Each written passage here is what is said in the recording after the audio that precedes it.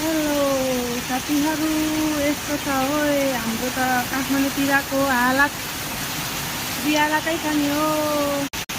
के गर्नु हो, यस्तो छ काठमाडौँको हालत। हेर्नु वारिपारि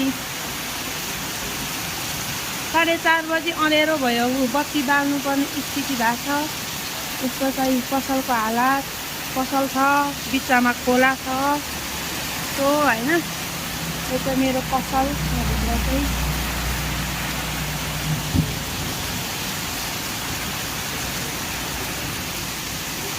हेर्नु एकैछिनमा भोलबारी कत्रो आयो त। ड्रेन हेर्नु यस्तो आउँछ कि हेर्नु हेर्नु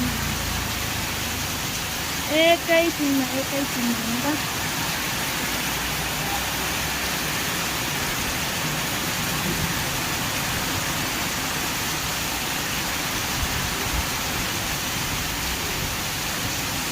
वाउ लग्यो लग्यो लग्यो लग्यो लग्यो लग्यो बोरा।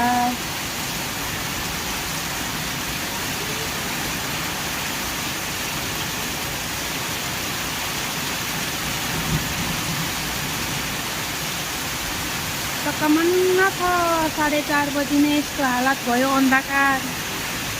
कहाँको भन्न यस्तो छ हालत, के गर्नुहुन्छ हो। बिजोक छ बिजोक रमाइलो।